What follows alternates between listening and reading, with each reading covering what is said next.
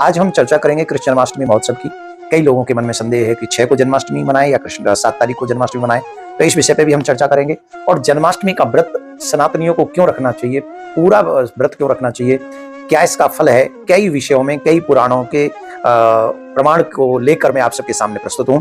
तो आप सबको एक प्रॉमिस करना है। सबसे पहला प्रॉमिस कि इस वीडियो को पूरा सुने। दूसरा प्रॉमिस हमसे ये करें कि आप इस वीडियो को ज्यादा से ज्यादा सनातनियों को इसलिए सुनवा दें क्योंकि जो कंफ्यूजन है वो मिट जाए सभी लोगों का। तो बड़े ध्यान से इसको सुने और इसके व्रत का महात्म क्या है वो सावधानी पूर्वक सुने। तो सबसे पहले मैं आपको बताता हूं कि जो मनुष्य अपना कल्याण चाहते हैं उन सभी मनुष्यों को जन्माष्टमी का व्रत पूरी निष्ठा के साथ और ईमानदारी के साथ रखना चाहिए। व्रत रखें और रात्रि के समय ठाकुर जी का अभिषेक करें, पंचामृत से अभिषेक कराएं, उत्सव मनाएं, आदि आदि क्रम में सम्मिलित होकर अपने जीवन को धन्य करें।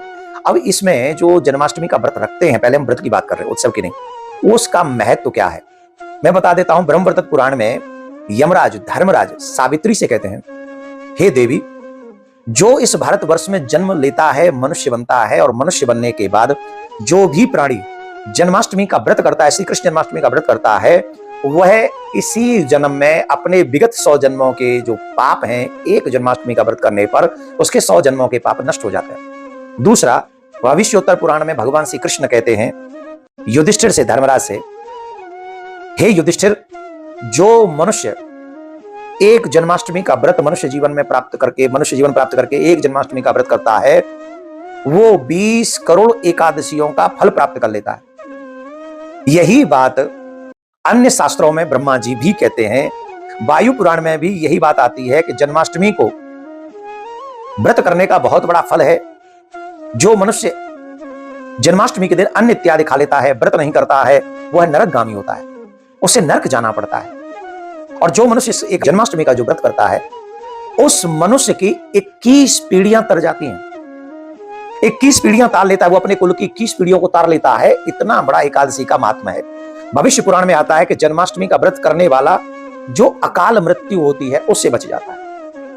तो आप सोचिए क्या होता है, 100 जन्मों के पाप, 20 करोड़ एकादशी का व्रत, 21 पीढ़ियों को तारना और अकाल मृत्यु से बचना, ये सब श्रेष्ठ कार्य एक जन्माष्टमी के व्रत के करने से प्राप्त हो जाते हैं। तो मैं आप सभी से एक आग्रह करूंगा कि आप लोग सभी देवी देवता जो भी इस बात इसको सुन रहे हैं, आप भी जन्माष्टमी का व्रत करें, अपने बच्चों से भी करवाएं, पूरा उत्साह मनाएं, उत्सव मनाएं। जन्माष्टमी कब है, पहली बात तो सुन ले कि सूर्य उदय के साथ जो तिथि लगती है, हमारे यहाँ वैष्णव लोग उसको मनाते हैं। तो प्रारंभ तो हो रही है पहले ही, 6 तारीख को जन्माष्टमी प्रारंभ हो रही है, लेकिन सूर्य उदय के साथ आ नहीं रही है।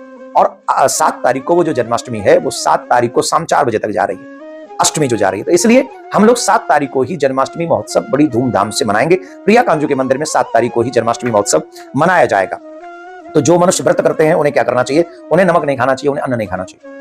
अगर आप रह सकें तो जल पी के, दूध पी के, जूस पी के याद रहे, दूध ना पिए, जूस इत्यादि पी लें, कोई जो पेय पदार्थ है वो रख लें। अगर वो संभव ना हो तो आप फल आदि इत्यादि ले लें, फल ले लें, या कुछ कूटू इत्यादि की जो पूड़ियां बनती है वो आप ग्रहण कर सकते हैं, और भगवान को ही भोग लगा के आप ये सब ग्रहण करें।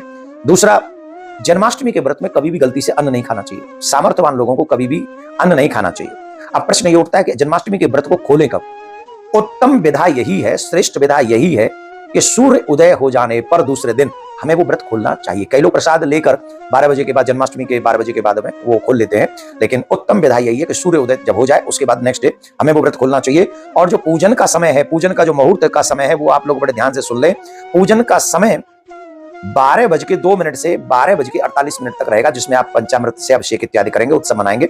बेस्ट पूजन का रात्रि में 7 तारीख को ये रहेगा। और जो व्रत खोलने का जो समय रहेगा वो सुबह 2:02 से आप लोग पारायण उस व्रत का कर सकते हैं 8 तारीख को। तो आप ये नियम पालन करें, आप इस नियम को साथ जन्माष्टमी व्रत करें। मैं भगवान से, प्रज्ञा कांजू से प्रार्थना करता हूँ, कन्हैयालाल से प्रार्थना करता हूँ, आपके घर में जन्माष्टमी महोत्सव के साथ रिद्धि, सिद्धि, भक्ति, ज्ञान, वैराग्य, मां लक्ष्मी की कृपा